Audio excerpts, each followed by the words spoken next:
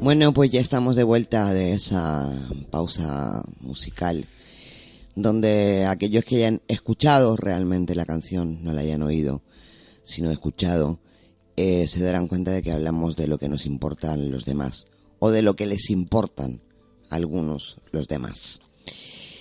Pero bueno, vamos a la segunda parte del programa con un invitado especial incluso por su ansia de descubrir, por su ansia de investigar y sobre todo por la juventud de esta persona.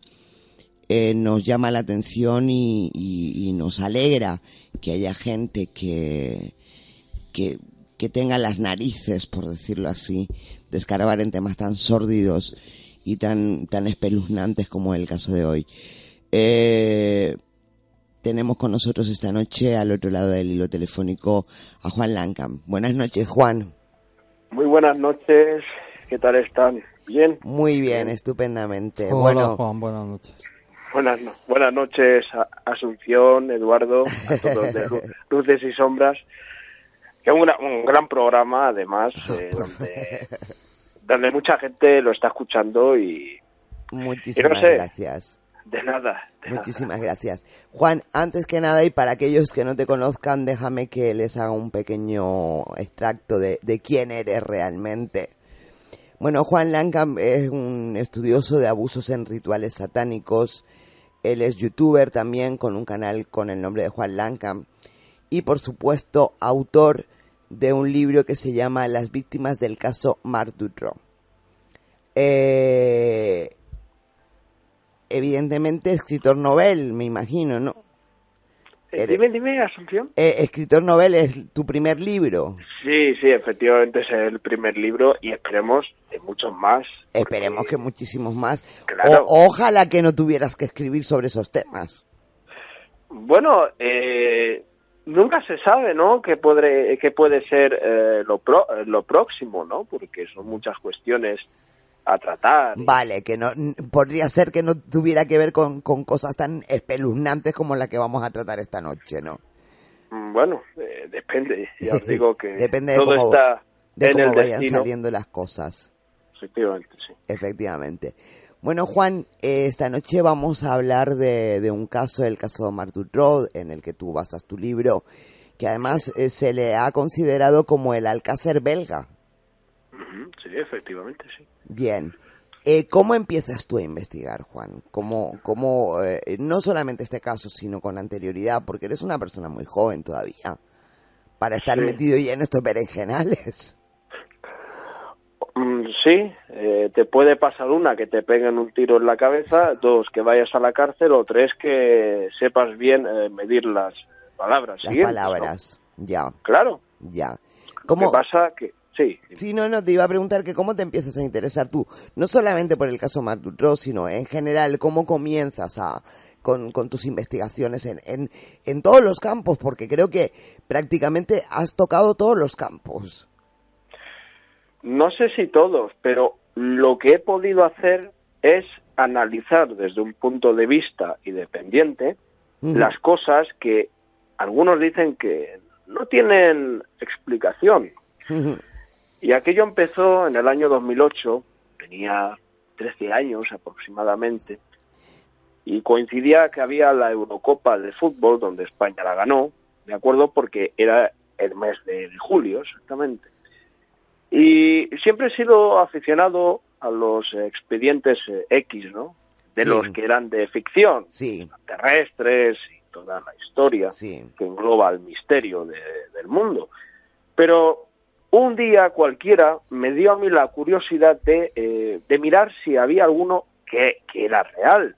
Y cuando puse expedientes X reales.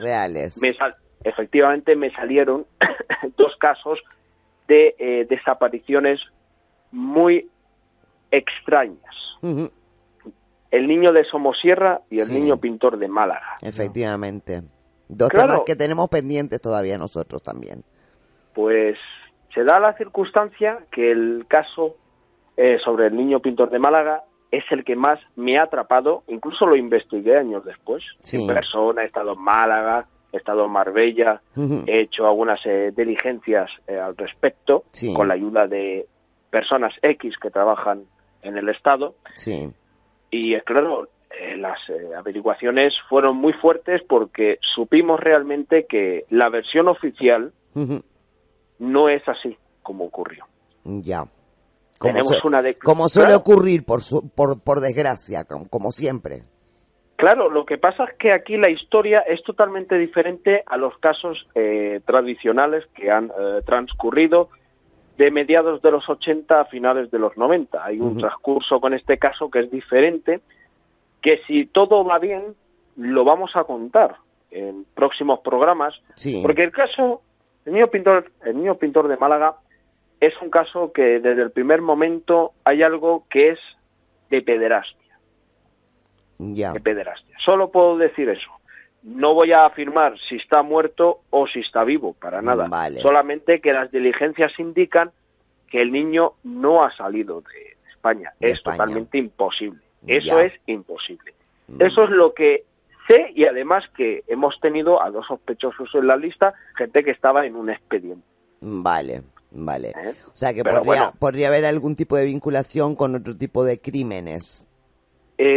Vamos a ver, mejor dicho, con secuestros para negociar.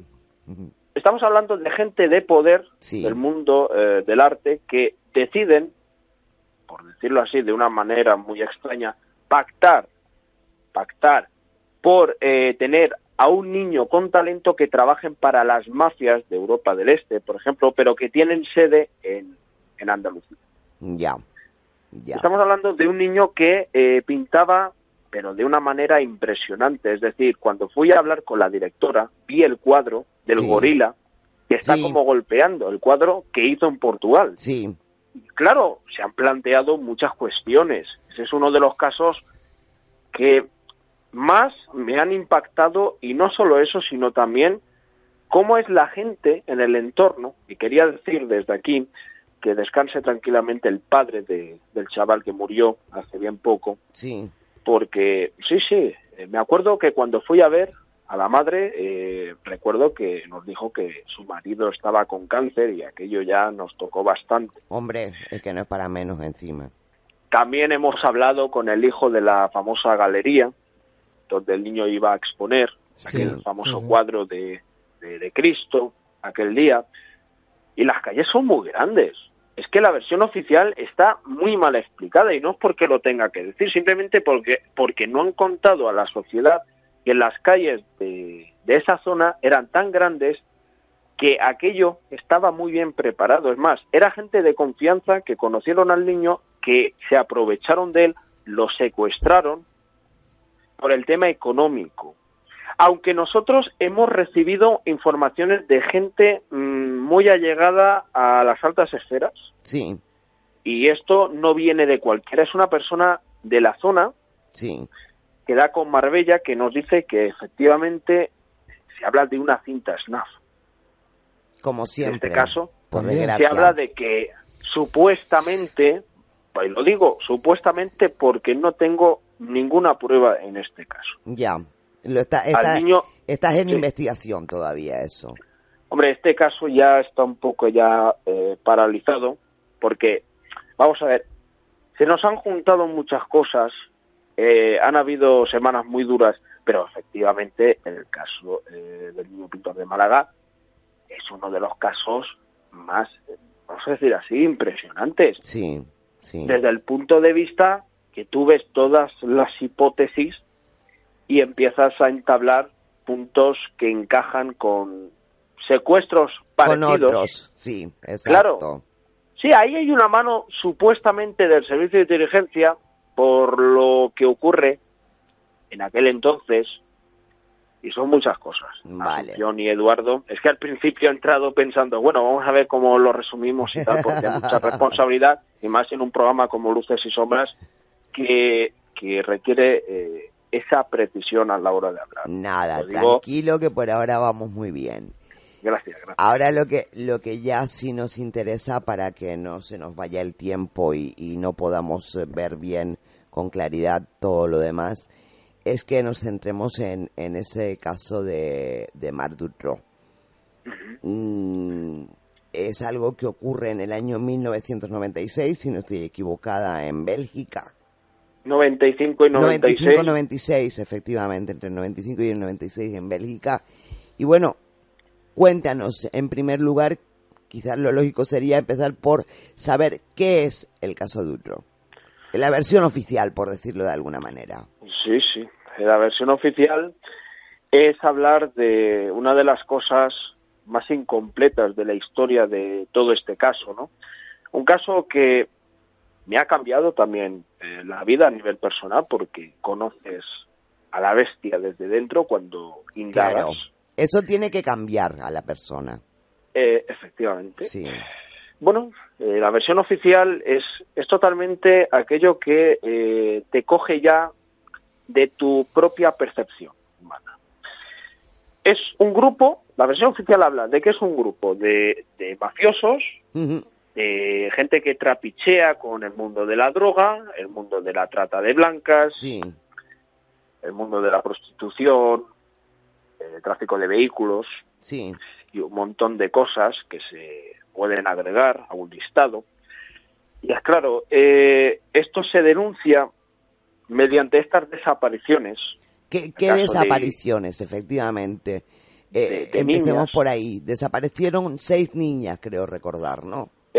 Sí, es claro, la versión oficial, Asunción y Eduardo, nos ponen que son 6 personas que desaparecen, 4 que han sido víctimas y 2 han sido que... asesinadas, 4, ¿no? Vamos a decir que hay cosas que luego ya vais a ver Vale. que os van a dejar impactados. Vale. Primer momento, porque hay una responsabilidad muy gorda aquí. Vale. Bueno, esto transcurre, si hablamos del caso de Julie Lejeune y Émilie Rougeau, sí, ambas de 8 años de edad, desaparecieron el 24 de junio de 1995. Sí. Aquí es donde ya empieza toda la historia de lo que se iba a destapar después. Bueno, pues desaparecen en Grace Holland, en Bélgica. Exactamente, son secuestradas por Dutroux y Bernard Weinstein con la furgoneta que ellos tenían, porque tenían varios vehículos. Secuestran a Julie y a Melissa y son llevadas a una de las casas que tiene Dutroux y las ponen primero en una de las mazmorras que tienen.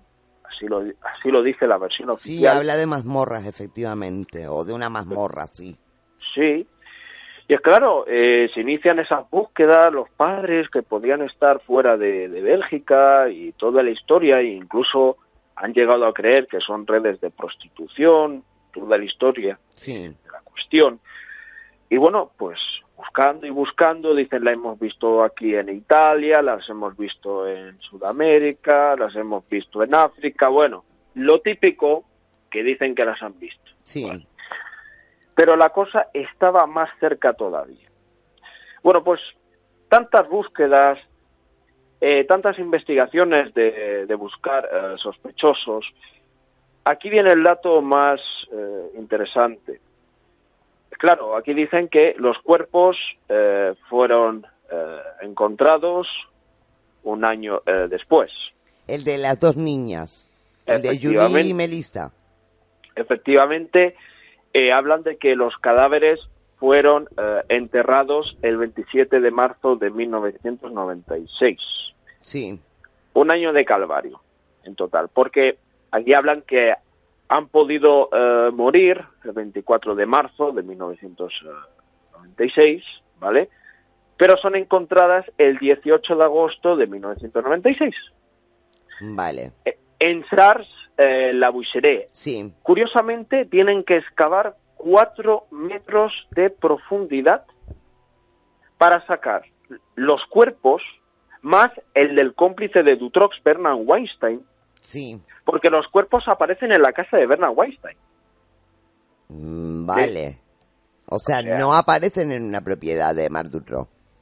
Efectivamente es así. Lo único que pasa es que Dutroux las mantiene ahí y que resulta curioso que todo el tringlado de dinero negro que vamos a contar después que Dutroux había dado a los secuestradores para que dieran de comer a las niñas. Sí.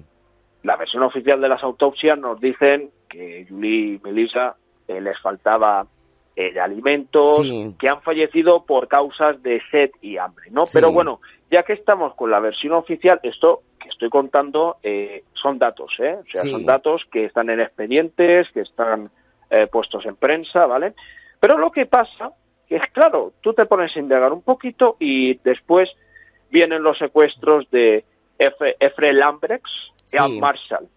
En este caso, ellas desaparecen en Ostende, Sí. tiempo después, en una tarde donde estaban en una sesión de hipnosis bajo un famoso experto de hipnosis holandés, que lo tuvieron bajo sospecha hasta el año 2004. Sí. Sorprendente dato, pero ¿por qué se basaban en eso? Porque en la cinta de vídeo, cotejando la hora, tenían puesto que es claro, que podría haber sido que este señor había utilizado sus dotes de atracción para hacer este tipo de cosas, ¿no? Pero realmente este hombre nunca tuvo nada que ver, a no ser que este hombre hubiera formado parte del plan del contubernio para tenerlas ahí, en parte para cogerlas después los secuestradores, Ya. Dutroux y Lebrier. Sí. Porque estaba Michel Lebrier, Nihul, que era un confidente de la gendarmería y todo. Efectivamente, tenía varios cómplices, ¿no? Claro, esa banda la forma Michel Nihul, porque ya luego vamos a explicar también todo esto y el origen, la versión extraoficial, que es la verdadera en esta cosa. Bueno, entonces, aquí pasa lo mismo, más de lo mismo, y los cuerpos, hasta que Dutroux dice que los cuerpos están en este punto y están en otros, ¿no? Y también confiesa que hay 2 chicas que aún pueden salvar. Eso cuando Dutroux lo detienen por el tema del tráfico de vehículos. Sí, efectivamente. Claro, todas estas indagaciones porque un testigo en uno de los secuestros describe una furgoneta cerca de la zona, que era blanca y toda la historia, y él va a la gendarmería y da el número de la matrícula, lo cotejan y efectivamente corresponde a Marc Dutroux, un antiguo conocido ya preso por ya lo habían presuntas... lo habían apresado ya varias veces por otras cosas, sí. Efectivamente, en el año 89 es condenado a 13 años y medio de prisión por 5 violaciones, junto a Michel Martin. Sí. Lo que pasa es que la madre de Dutroux, no sé cómo lo hizo, pero mi hijo es una buena persona, entonces Dutroux se inventó que tenía una discapacidad para obtener una pensión del Estado belga. Encima. Y sí, y además que Dutroux salió en el año 1992, cumplió la mitad de la condena, y estuvo del 92 al 95 pues haciendo de las suyas con Nihul, tráfico de vehículos, tráfico de personas humanas en la antigua Checoslovaquia, y una serie de detalles muy llamativos, como también el tema de las drogas. Claramente, ¿no? Claro, tú te pones a analizar y dices aquí, a ver, vamos a ver. Si han habido secuestros, y es claro, lo curioso, que ellos nunca han explicado, es que en esta cuestión, mientras Dutroux estaba en la cárcel, Dutroux estaba enviando dinero a Michel Lebrier, que era uno de los que controlaba, y estaba Bernard Weinstein haciendo trabajo de Dutroux. Sí. Hasta que Bernard Weinstein se lo cargó Marc Dutroux el 25 de noviembre de 1995. Sí. Y que fue torturado. y enterrado vivo. Dato importante a tener en cuenta. Sí, porque además, perdona que te interrumpa, porque aparte de los muchos cómplices que Dutroux parecía tener, estaba también su mujer. Hombre, bueno, su mujer era mucho peor que Dutroux. Dutroux era un distribuidor de pornografía infantil del mercado negro, un conseguidor para facilitar a Nihul estos niños para las altas esferas, y lo que pasa es que en el momento que Michel Martin empieza a contar también, bueno, sí, tenemos que administrar el tema de las comidas, esto lo ponen ahí en los documentos, vamos a ver qué hacemos con las niñas, y Weinstein pues dice que hay que quitarlas de encima, y un montón de cosas. Bernard Weinstein llega a presenciar 2 asesinatos en Francia también, y es claro, hace bien poco descubrí un nombre muy impactante que ha estado conectado con Julie Melissa, porque en el año 94 este señor Michel Peretet conoció a Julie Melissa en un campamento de niños. Y este señor, lo del campamento de niños me imagino que lo comentaremos después. Sí, tipo Boys Town de Caso Franklin y todo esto, ¿no? Sí. Entonces, al parecer, el secuestro de Julie Melissa se llegó a concretar un año antes por esta mafia de gángsters, de asesinos y un montón de cosas que hay ahí. Pero esto es un poco el trasfondo, ¿no? Porque luego también se pactó con la gendarmería, ya que estaban ahí, estaba haciendo ruido con esto de las redes, de pederastia y un montón de cosas, el secuestro de Sabine Dardenne y Laetitia Deles. Sí. Quiero matizar que son muchos datos, puede ser que me deje alguno, pero es porque son muchas cosas que contar, sí, ¿no? Pero, claro, se pactó ese secuestro. Michel Nihul controló bajo todo momento el secuestro del que he mencionado, ¿vale? Porque ahí era mantenerlas vivas, hacer la falsa búsqueda y al final Dutroux soltaría desde la cárcel, o sea, mejor dicho, ya estando detenido, esto.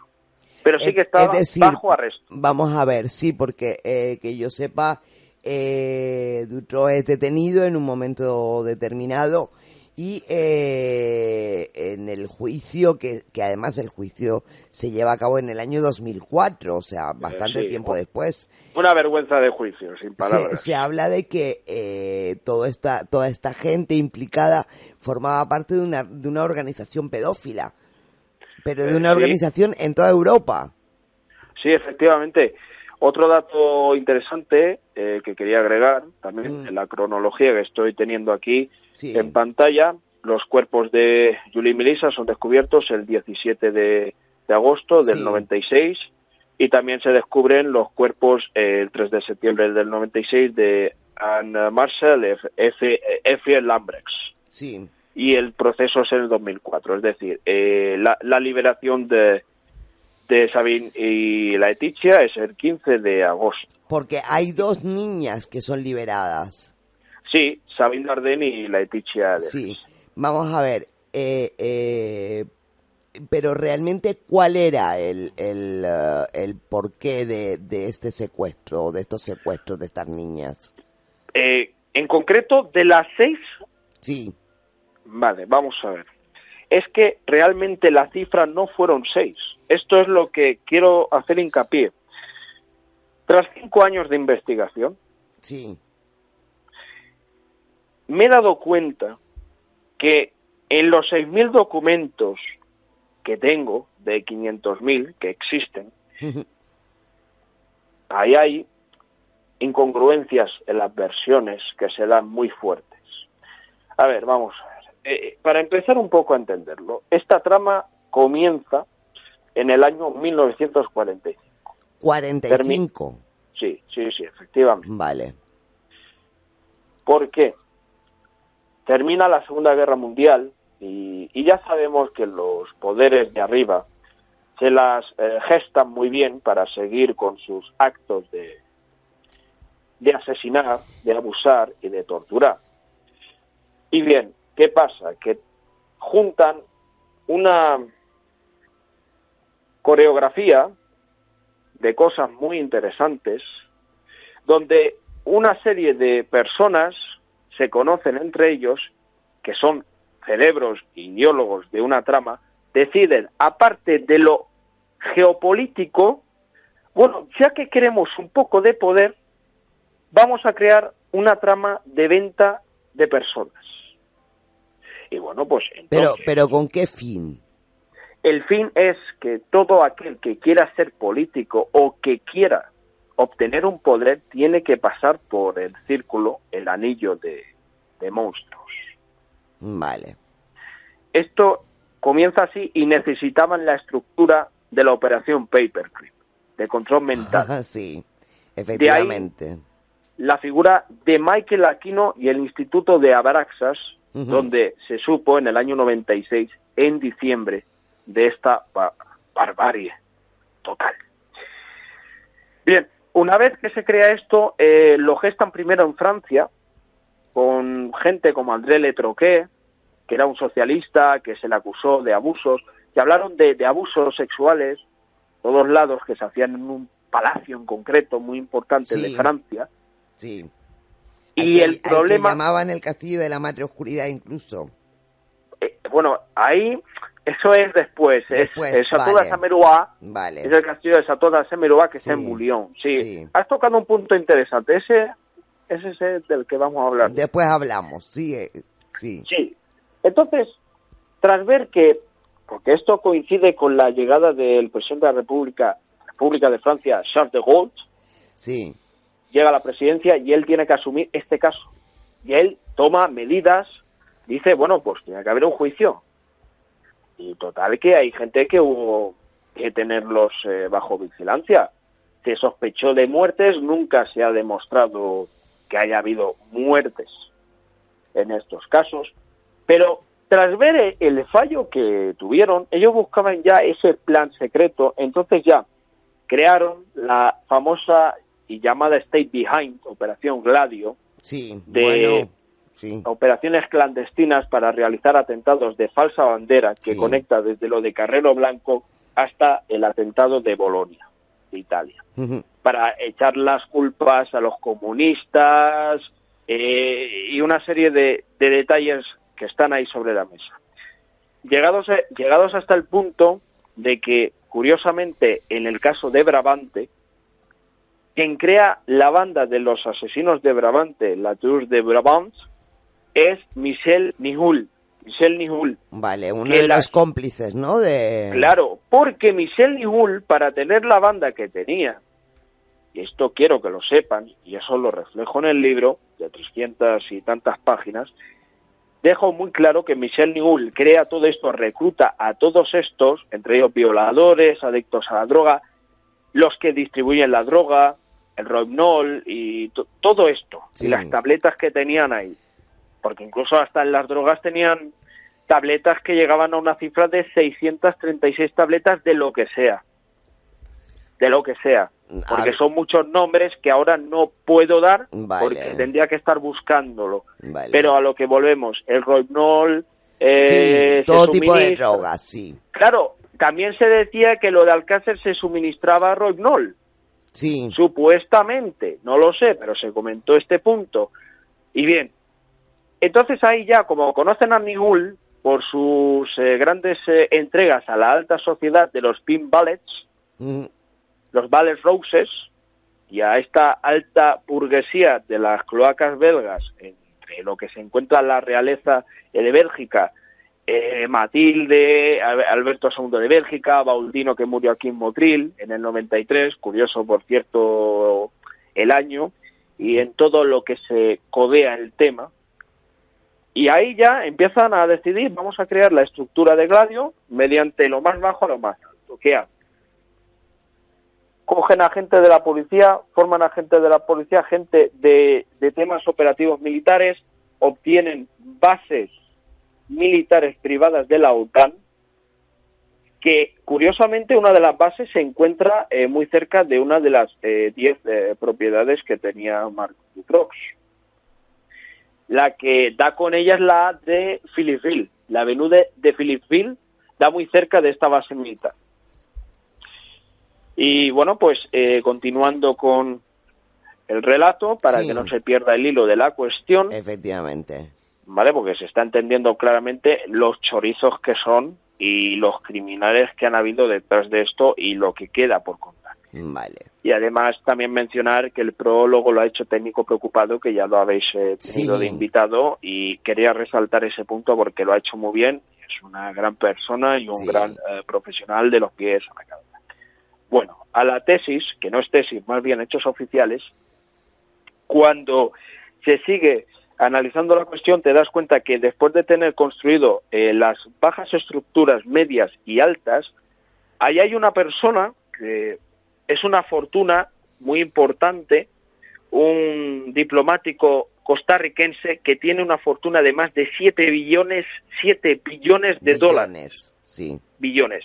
Con estos 7 billones, porque esto está puesto en el informe Atlas de la Gendarmería de Liege, dicen clarísimamente que este dinero se está entregando para tráfico de drogas, tráfico de armas, tráfico de mujeres, y ahí se nombra hasta André Cols, que fue asesinado por la mismísima Gladio y por el mismísimo Michel Nihul. Es decir, Entonces, sí, no, sigue. Ahora te pregunto. bueno, ¿qué pasa? Que el expresidente de Bélgica, Paul van der Vuijens, que fue también ministro, me parece, de Defensa o de Interior, en uno de los cargos, porque siempre estaba en la política, en altos cargos, y luego también tenía esos nexos de unión con esta banda de delincuentes, este señor participa en asesinatos y en abusos sexuales. Y es ahí donde viene toda esta cadena de aberraciones. En los informes ponen de gente muy poderosa, entre ellos los Lipens, que son y eran amigos de Emilio Botín, y Curioso. estos señores, los hermanos Lipens, eran asistentes al Bilderberg, y ellos dos han participado en un ritual que se hizo en el año 84, 1984, en la Société Ascot de Roger Boas, que era fundador de esta sociedad. Y ya ascos que dan mucho asco, con el perdón. Bueno, está bien la comparativa que hace. Vamos a ver una cosa para aclararnos. Estamos hablando de que el caso de Marc Dutroux, que en un principio parece que simplemente se trata de unos secuestros, incluso del asesinato de 2 niñas, esto estaría vinculado a una red mucho mayor que comienza desde el año 45, donde hay implicadas gente de muy alta alcurnia, por decirlo de alguna manera. Sí, sí. Estaríamos hablando que el caso Marc Dutroux de alguna manera no es más que una especie de, con todo el respeto a lo que ocurrió y a las víctimas, una especie de ramificación más de toda esa especie de organización que hay en Europa desde hace muchísimo tiempo para llevar a cabo un tráfico de menores, para la grabación de vídeos pornográficos de niños, para redes pedófilas y para este tipo de cosas. Sería una pieza más dentro de toda esa marea de cosas. El caso Sí. Marc Dutroux. Lo has explicado perfectamente, pero vamos, de libro. Como dice el libro de Juan Lancam, venimos aquí a contar las verdades. No hay que tener miedo en esta cuestión, porque vamos a ver, si vamos analizando quién es quién aquí, las redes de pederastia que hay dentro de la misma red conectan al caso de los sedes de Zandvoort, al Bar España, Sí. al Caser, conectan a los casos de McMartin Press School en Estados Unidos, al caso Franklin, ¿no? Y es claro, ahora me gustaría, con vuestro permiso, Sí. agregar unas cosas. A ver. En estos documentos que tengo, está ni más ni menos que nombrado el rey emérito Alberto II de Bélgica. Sí. Qué curioso que la princesa Matilde, me parece que es princesa ahora, tienen una fundación de niños que se llama Child Focus. Sí. Los mismos sinvergüenzas tienen fundaciones de niños, Claro. de desaparecidos. O sea, Y como dices, una especie de asociación desde donde se ayuda a encontrar niños desaparecidos, o se intenta la búsqueda de niños desaparecidos, ¿te refieres? No, la tienen para tapar información. Ellos tienen bases de datos para coger a los niños y llevarlos a rituales de sangre roja, porque hay que diferenciar que hay sangre azul y sangre roja en estos rituales. Sí. Y a veces, pues, lo podemos llamar satánico como ritual de estos criptogrupos. Luego también tenemos a Bernard Anselme, que es otro político que curiosamente los casos de corrupción como Inusop y Sotellec estaban conectados porque el caso de Dutrox, todo lo que era operación de gobierno, ahí tenía que ver la pederastia, porque de tanto dinero que tenía Dutrox, que sorprendentemente, oficialmente, consta que Dutrox amasaba una fortuna de 500.000 francos belgas, pero en total, uniendo todo, son 2 millones de francos belgas. Vale.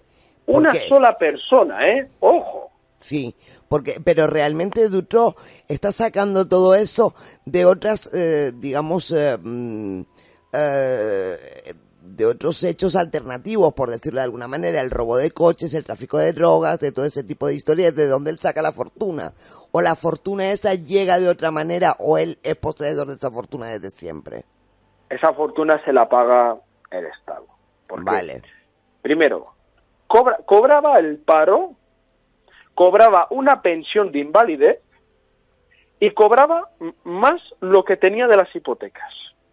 Y las drogas, el tema de las casas, hipoteco de aquí, vendo de aquí, increíble.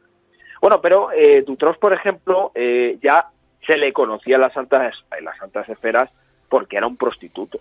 Se prostituía para las altas esferas. ¿Por qué? Porque es sabido que dentro de la familia de Dutroux había maltrato y incluso abuso sexual por parte de los padres. Sí. Bien, quiero puntualizar. Se van al Congo belga, qué curioso, esto de Bélgica ahora con lo de Puigdemont, pero al dato que voy. Después de ahí vuelven a Bélgica y aquí empieza el misterio. Lo meten primero de fontanero, luego de gigoló y luego ya es condenado a prisión por este tema de las violaciones que hay. Él es como que intenta dar una señal de agradecimiento al grupo X, que es ni más ni menos que el Vaticano, los pinbales, los satanistas de alto poder. No estoy hablando de otro tipo de satanista, hablo de las familias de poder, de estos linajes que llevan milenios en este planeta haciendo de sus actos malignos barbaridades, y esas energías se notan, O sea, Ya. Hay una pregunta que me gustaría hacerte porque adelante. Parece ser que en las escenas de esos crímenes, en el caso de las niñas asesinadas por supuestamente Marc Dutroux, parece ser que hallaron muchísimas pruebas de ADN, pero que no coincidía ninguna muestra con Dutroux. Es ahí donde ya te haces la pregunta que si el juicio se tuvo que hacer o no. Simplemente os voy a dar aquí en primicia el por qué se hizo el juicio. Los padres ya sabían que esto era un engaño. De hecho, alguno no fue. ¿Los padres de quién? De las víctimas, vale. Algunos no fueron. Quería matizar eso. El segundo punto, que Michel Nihoul pactó lo que iba a hacer en este juicio, por lo menos él. Nihoul es uno de los cómplices. Y cabecillas de esta mafia red. De poder. Vale. Es claro. Vale. Entonces se pacta lo que se va a efectuar. Se condena a Marc Dutroux sin pruebas, solamente él reconoce en declaraciones policiales la autoría de los secuestros, pero que no mata a nadie. Ajá. Y eso sí que le doy veracidad, porque es algo que lo sabe él y pocos, y además cómo resume el tema de las cosas que habían de dentro. Es decir, él hubiera sido un conseguidor simplemente. Efectivamente, porque cuando la médico forense la envían a la escena de la mazmorra para ver qué encuentra entre el coche y la mazmorra, porque era coche, mazmorra más furgoneta, se encuentran 6.000 muestras de ADN, y ese es el dato donde más me he quedado en shock. Bueno, ¿qué pasa? Que en el juicio dicen que se aceptan 200 muestras, finalmente, 200 perfiles de ADN, que van a hacer un análisis, pero al final dicen que no, porque es imposible. Claro. ¿Por qué? Pues porque todo estaba pactado por la mafia, porque aparte de Nihul, detrás de Nihul había un ex primer ministro, que es presidente de gobierno, que es Elio Di Rupo, que a cualquier belga que le preguntes te va a decir que este señor es un pedófilo, le gusta acostarse con niños, y de hecho hay un escándalo, pero muy sabido, que la policía, dándose un paseo, le pilló en el coche manteniendo relaciones sexuales con 2 criaturas. Por el amor de Dios. Estas personas son enfermas de nacimiento, porque, claro, y además del Partido Socialista, y entre ellos algunos de la extrema derecha que roza el fascismo, porque estos, de los que dicen que son de las altas esferas. No quiero generalizar con lo otro, sino que son de esa ideología, porque las altas esferas, estos caciques, como el señor Fabra y tal y cual, reciben esa educación. ¿Vale? Ya. Es un poco la tesis de todo esto, que está recogido con documentación. Entre ellos hay un amigo de Javier Solana, que es Willy Cles, que iba a un club llamado Le Dolo. Sí. Qué curioso, cómo no, que es claro, ese club se denuncia policialmente.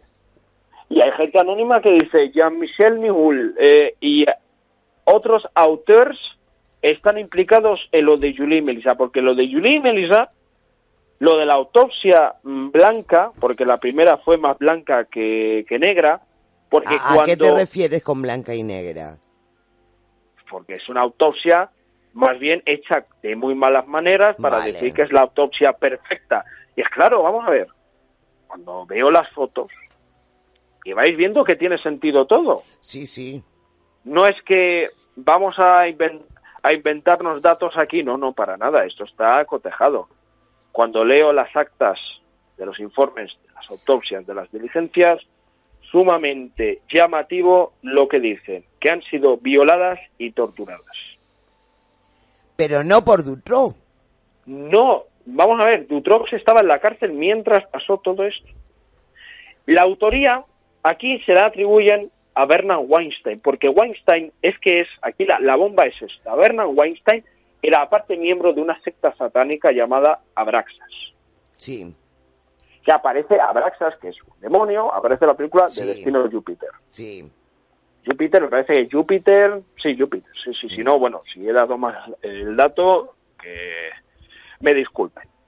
Ante todo, decir que Dutroux lo mató, como también Ricard mató a Anglés, y en este caso Bernard Weinstein dejó una nota diciendo que, bueno, que este tipo de ceremonias iban para una deidad llamada Abraxas, pero más que eso, a esas entidades interdimensionales que son los que se retroalimentan de la energía sexual del humano. Uh-huh.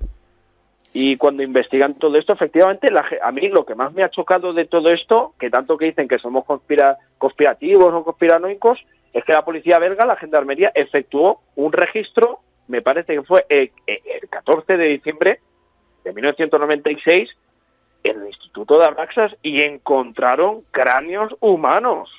Ya.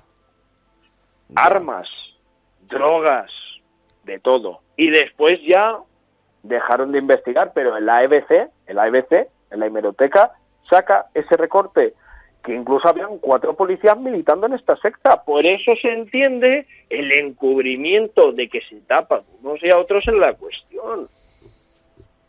A ver, creo que Eduardo quiere... Ahora me toca a mí. Ahora le toca a Eduardo. Voy a empezar. Buenas noches, Eduardo, perdón. Te saludé al principio, muy al principio. Sí, muy al principio. Sí.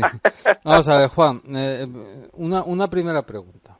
Porque a mí, o sea, aunque no fuera investigador de temas de esto, aunque no me interesaran estos temas, hay una cosa que de entrada me llamaría la atención, y es ¿por qué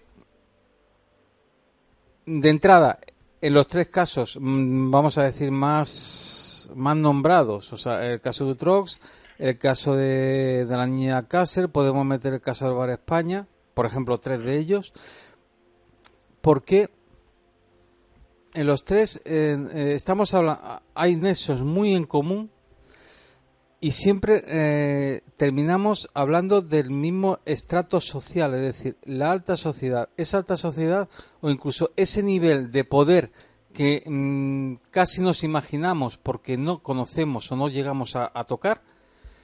¿Por qué y pregunto, ¿por qué ese tipo de nivel de sociedad necesita recurrir a este tipo de rituales?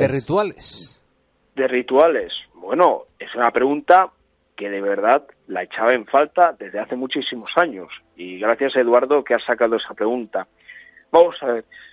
En las tradiciones de los linajes de sangre, ellos tienen pactado con estas deidades que empezaron en Babilonia a gestarse 4.400 años antes de Cristo, supuestamente la existencia de Cristo y toda la historia, cuando Sumer, gestaba esos poderes ritualistas entre lo que se efectuaban estos rituales para la entera población.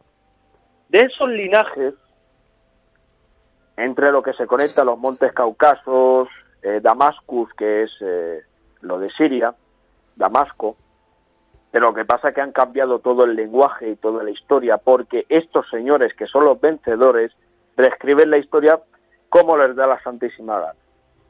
Bueno, hablando claro, entonces, de lo que se perdió, no es lo que se perdió, sino qué es lo que ganaron.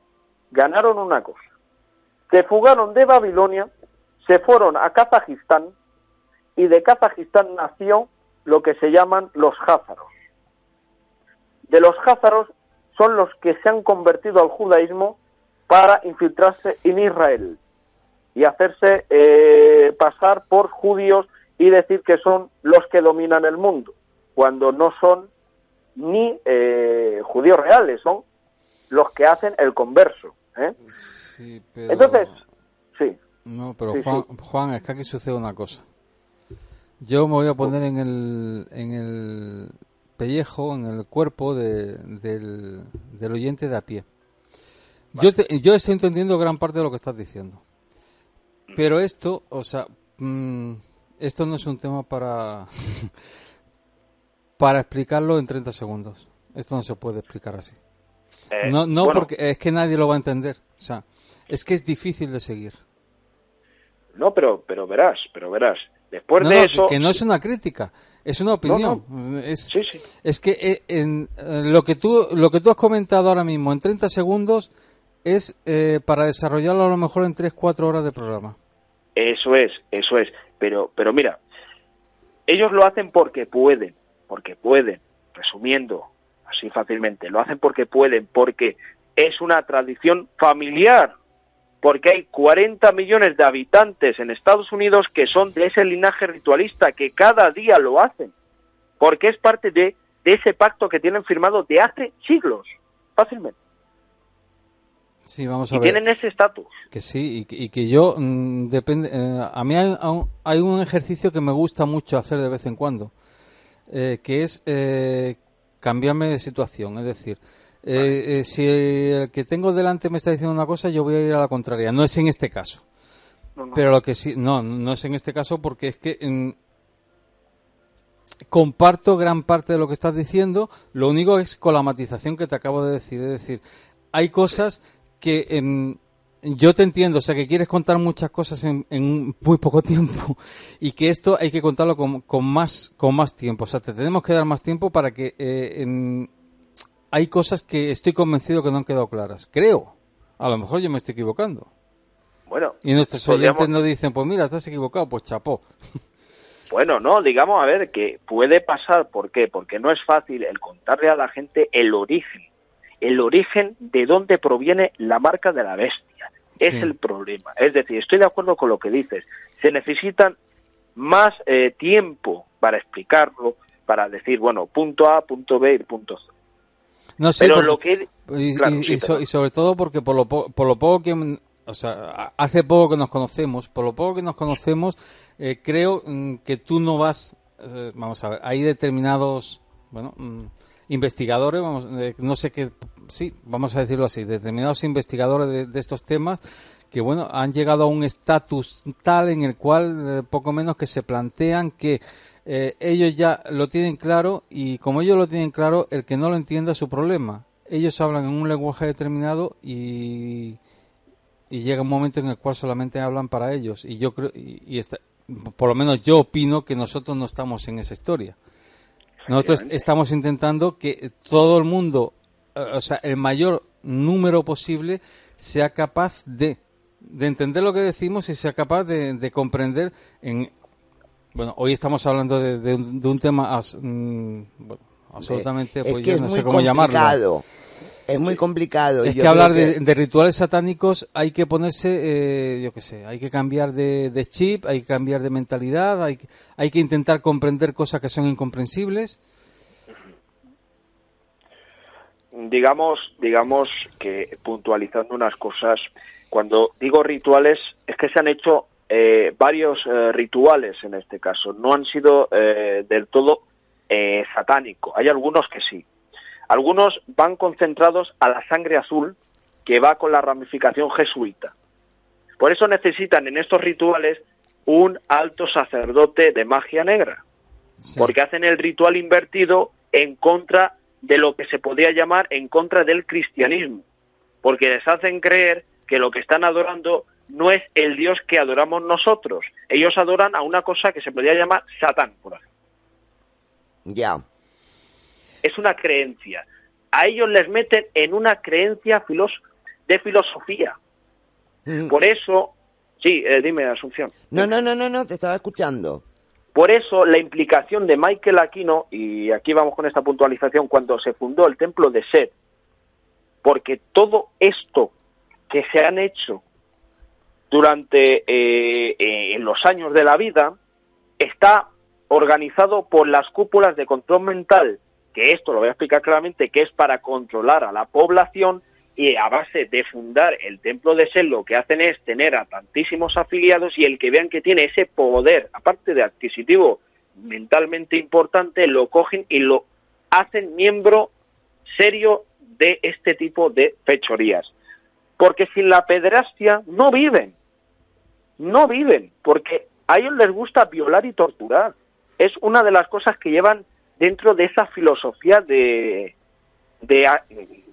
hacerlo, ¿eh? Es decir, ellos necesitan eso porque necesitan la energía, el sufrimiento, la tortura de la persona, como se refleja en Hostel, que pagan lo que sea por hacer. Efectivamente.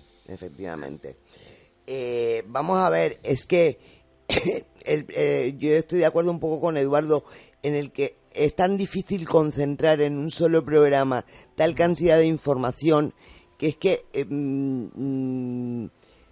es complicado. Vamos a ver, yo por ejemplo te voy a hacer una pregunta que no tiene nada que ver con lo que estás hablando o puede tener mucho que ver. Por ejemplo, tú has nombrado a Bernard Weinstein. Sí, correcto. ¿Qué relación tiene Bernard Weinstein con Harvey Weinstein? Harvey. Bueno, vamos a ver. Harvey, sí. Sí. Harvey Weinstein, que es el famoso productor, que tenía una cadena de cine independiente, que ha sido... Que es una de las últimas cosas que ha saltado al aire. Claro, el otro día recibo pues un toque de las fuentes americanas, que son muy fiables, y me dicen, oye, tengo una noticia que darte. Y digo, ¿cuál es? Dice, oye, que nosotros hemos localizado una especie de enlace con Bernard Weinstein. ¿Qué me estás diciendo? Dice, sí, que Bernard Weinstein él es el hermano de Harvey Weinstein. Exacto. Digo, ostras. Es decir, que de alguna manera hay una conexión entre, por decirlo de alguna manera, los que llevan a cabo ese tipo de rituales en Europa y ahora se está dando desde hace mucho tiempo también en Estados Unidos. Sí, digamos que todo esto está englobado en una sola cosa. Poder... A ver, eso, ahí quería llegar, en una torturar sola cosa. Y obtener el beneficio de ese poder, asesinar, torturar y abusar. Uh-huh. Una vez que tú participas en esa red del anillo de pederastia, tú ya eres parte de ellos. Sí. Te obligan ya a hacerlo para siempre. Uh-huh. ¿Vale? Sí, que me imagino que harán como nos contaba hace 2-3 años Juan Ignacio Blanco, que en el caso de Alcácer te grababan para tenerte pillado. Me imagino que habrá una serie de compromisos. Efectivamente, en el caso de Utrox se gestó un pacto de Estado, solo uno, que es con el caso de Julie y Melissa, que se pacta con la Sociedad de Ascó, se pacta con el Bilderberg, se pactan con miembros de las altas esferas, es decir, señores, tenemos estas dos niñas aquí, los ideólogos y cerebros gestionan un plan como en el de Alcácer y cogen a estas dos niñas que ya la tenían controladas desde el año 94 por parte de un pedófilo, que tiene un centro de niños. Uh-huh. Ojo con esto. Esto me lo han confirmado, que es un pedófilo por parte de una de las testigos directas del caso de Utrox, ya. Que está viva de milagro. Ya. Oye, Juan. Sí. No, termina.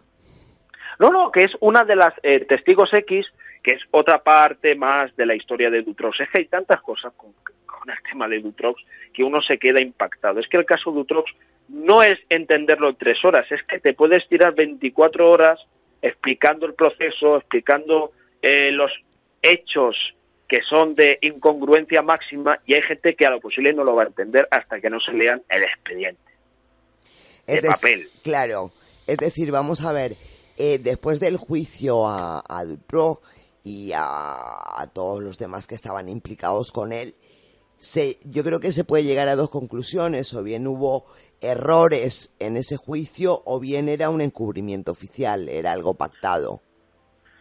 Encubrimiento oficial, porque mira, murieron 27 personas. Una aberración, ¿eh? 27 personas. Testigos, sí, fueron liquidados por la mafia, entre ellos una persona... Perdona, sí. Testigos del juicio. Testigos del caso, de los secuestros. Vale. De hecho, a uno de ellos, a un tal Bruno Tag Liferró, lo asesinaron por decir que tenía un maletín con material político y que también sabía del tráfico de vehículos de Nihul, Dutroux, Lebrier, sí, y otros más. Weinstein, Michel Martin, esa trama con Destrek, también había una persona de la Europa del Este, había una serie de cosas muy increíbles. Y luego mataron a Fabienne Jaupart, también a la mujer de Bruno Tag Liferró. Curiosamente, después de ella hablar en prensa, se la quitan de encima. Se han quitado también a Gina Pardens, que era de la asociación Mark Owen, que investigaron el de Danforth. Es más, he tenido contacto con la princesa Jacqueline de Croix, que es de la nobleza no negra, es de la nobleza linaje puro de monarquía. Y ella está, pues insistiendo en que, esto, señores, ¿pero esto qué es? Y ella fundó esto, la fundación Jacqueline de Croix, para parar el tema de la pederastia. Vale. Efectivamente, ella hablaba del KGB, discrepé con ella, porque dijo, ay, ¿qué pinta aquí el KGB? Pero bueno, claro, no se puede hablar de la CIA, pero sí hablamos de los rusos, antiguamente los soviéticos. Ya. Bueno, es un poco la síntesis para que se entienda que Dutroux es una trama increíblemente de poder a nivel internacional, a nivel geopolítico, a nivel militar, a nivel ritualístico, a nivel de todo. Lo económico, Bélgica estuvo a punto de caer en una epidemia, pero ciudadana, con la Marcha Blanca y las dimisiones que se provocaron. A raíz del caso de Dutroux. Efectivamente, es que lo que se ha echado en falta en el caso Alcácer, por ejemplo, es la marcha ciudadana. Sí. Por ejemplo. Sí. Vamos a ver, yo te voy a hacer varias preguntas. Sí, pero nos quedan 5 minutos, sí, Eduardo. Eduardo y Juan. Venga, Eduardo, sí, que la haga Eduardo. Venga, Eduardo. Yo Yo quería hacer un cambio radical. Vamos a ver. Vuelvo a repetir, o sea, esto es para seguir hablando y para seguir hablando con profundidad. Entonces yo te voy a hacer preguntas totalmente al margen, o sea, no totalmente al margen, muy relacionadas. Pero, primera, después de oírte hablar y de oírte, bueno, desenvolverte, exponer un tema, ¿no tienes miedo? Bueno, vamos a ver, el miedo, el llamado miedo, lo he pasado, por supuesto, pero eso fue hace un par de años.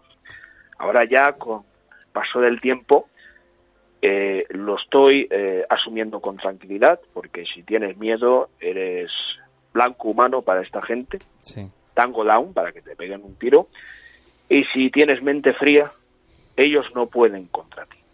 Es decir, ellos te pueden hacer cualquier cosa, pero si eres una persona de enfrentarte y echarle coraje, te pueden salvar determinadas personas que hay en la sombra. Pero miedo se tiene en un determinado momento del tiempo. Y es verdad que se pasa muy mal. Eso sí que lo puedo decir públicamente. Vale. ¿Has recibido amenazas? Bueno, alguna vez ha habido algún toque específico, algún aviso, bueno, ten cuidado porque lo típico, pero no amenazas así de ponerte una pistola en la cabeza. Lo que sí me han intentado es chantajearme, eso sí. Ya. He sufrido algún intento de chantaje por parte de un mafioso que está metido profundamente en el tema, pero le dije que se vaya a tomar viento. Se lo dije y me lo quité de encima. Le dije, tú a mí no me vas a poder hacer nada. Y dice, bueno, nosotros es que tal. Digo, mira, a free viento. Y aquí sigo, estoy vivo todavía, no me va a pasar nada porque ya ha salido ese libro. Ese libro es como un mensaje de vivir la vida para mucha gente. Es decir, esto hace ese homenaje a las víctimas. Y no hay que tener miedo, hay que tener fuerza y valentía y echarle cara a toda esta gente porque son unos monstruos. El diablo le sale en los ojos a esta gente. Porque si tú te permites que el diablo te baile a ti, entonces ya eres útil. Pero si el diablo tuyo le baila a esta gente se caga de miedo. Y además si vienes con pruebas, ¿eh? Ahí ya, ojo al dato, ¿eh? Está bien en la historia, me gusta.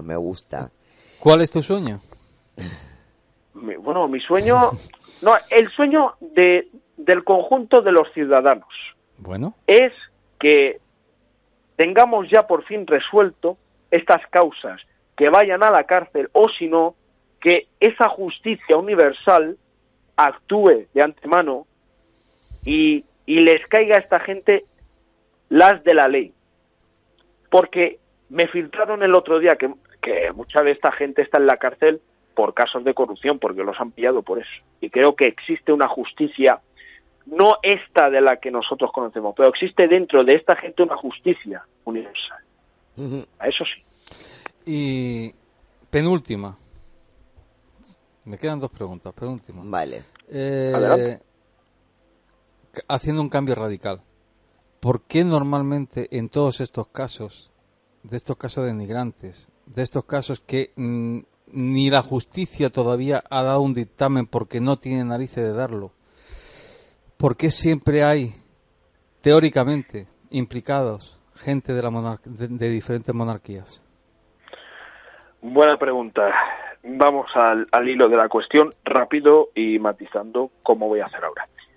Esta gente tienen en estos linajes esas prácticas de sangre porque sus anteriores familiares lo han hecho y a estos, cuando son chavales, los inician y ellos llegan a poseer esa herencia. Es una herencia que se va gestando en generación en generación.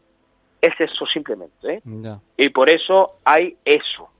La monarquía, la nobleza negra, los llamados Skull and Bones, los ritos babilónicos dentro del Vaticano. El Vaticano es lo que engloba a esta gente y de esta gente lo que hay de detrás o de delante, como queramos llamar. Esto es simplemente lo que puedo resumir rápido. No, tú dijiste que era la penúltima, vale. Te dejo la última. Por mi parte le doy, no sé si ponemos un minuto y medio, no sé cuánto. Háblanos de tu libro. Bueno, el libro, bueno, decía Paco Umbral, vengo a hablar de mi libro, pero en este caso no me voy a repetir porque eso no es importante en utilizarlo. No, este libro sobre todo está escrito en homenaje a las víctimas, por eso se llama In Memoriam, este homenaje tan importante. Técnico Preocupado ha hecho el prólogo. Y hemos hecho este libro para que la gente en España sepa lo que es el caso Dutroux y que lo sepan conectar con casos como el de Alcácer, de Bar España y la trama de Franklin, Danforth, Martin, el escándalo de Inglaterra con los bebés también, de Hampstead Cover-Up. Entonces, este libro es eso, es confirmar a la gente, señores, con pruebas lo puedo demostrar. Este libro está puesto con pruebas, con documentos, informes, etcétera. Y es ese libro que en donde la víctima se puede sentir identificada o identificado. Porque también hay víctimas que han sido, también hombres que han sido abusados sexualmente, como también las mujeres. Ya. Es decir, este libro es un homenaje muy importante y desde aquí les mando mi afectuoso saludo hacia la otra dimensión. Y seguro que ellas lo agradecen. Bueno, ¿y cómo se titula el libro y dónde se puede encontrar? Las víctimas del caso Marc Dutroux, volumen 1. Bueno, de momento me lo pueden solicitar a mí personalmente, sí, porque tengo ejemplares de ello e incluso voy a enviar uno para el programa sin ningún problema. Gracias. De nada, lo digo aquí en directo porque quiero que conste, que si no luego van a decir, no lo ha dicho, no, que no sé qué. No nos lo ha mandado. No, bueno. Decir a los oyentes que pueden hacerlo a través del correo electrónico juancriminologia@gmail.com. Efectivamente, y decir que ya en el mes de octubre se va, en el mes de diciembre, perdón el lapsus, no, es que ha sido un lapsus porque es claro, entre octubre, noviembre, el lío del libro y tal, es decir, en el mes de diciembre se va a aparecer esto en el catálogo de Círculo Rojo. A lo posible ya lo pueden pedir por página, estamos sacando el tema de Amazon y todo esto. Perfecto. Es que, claro, hemos tenido tanto trabajo que a veces ya hay datos, y lo digo, pido disculpas por el lapsus, es decir, nos damos cuenta que un libro no se escribe de la noche a la mañana. Es más, me tiré desde mayo de 2016 hasta el mes de agosto, septiembre que acabé, si mal no recuerdo. Suele ser el proceso de los libros lo que lleva. Juan, claro, no nos queda tiempo, pero bueno, en absoluto. Bueno. Hemos consumido todo el que teníamos y yo creo que incluso un poco más. O sea que tengo que cortarte sintiéndolo en el alma, pero bueno, habrá más programas donde nos podrás ir contando y desmenuzando poco a poco todo lo que no ha podido ser desmenuzado esta noche. Darte las gracias por este tiempo que nos has prestado a Luces y Sombras para darnos a conocer todos esos casos nuevos para nosotros o para mucha gente de pederastia, de redes pedófilas, de esa élite, por decirlo de alguna manera, que está jugando con nosotros de forma continuada. Juan, de verdad, muchísimas gracias por tu intervención esta noche en Luces y Sombras.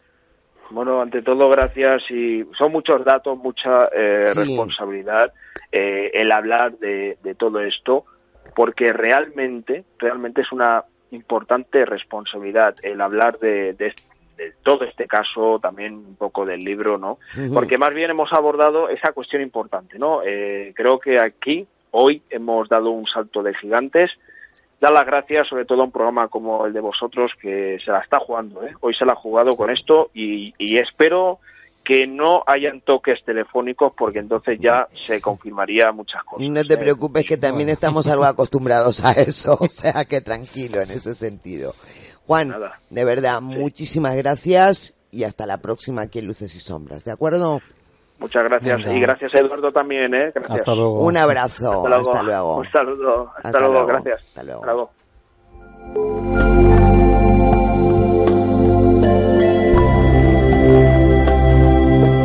Bueno, y es que no nos queda tiempo después de esta larga exposición de Juan, donde he intentado, yo entiendo que es difícil resumir muy difícil. En una hora todo lo que tiene que contar, es muy difícil todo porque, lo que tiene claro, que decir. Estamos hablando de un caso Aunque con sea, unas aunque implicaciones sea similar, tremendas. por ejemplo, pueda tener connotación similar al de Alcácer, pero el de Alcácer para nosotros era más cercano. Claro. Este es absolutamente lejano, con lo cual Y hay muchas cosas que tenemos que hablarla con mucha más tranquilidad sí, y especificando muchos más datos.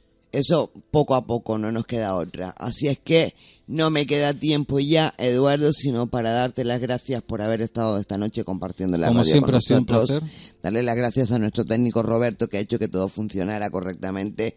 Y cómo no, darle las gracias a todos ustedes, queridos oyentes, por una noche más habernos sido fieles. Y me despido diciéndoles lo mismo que siempre. Que no nos crean a nosotros.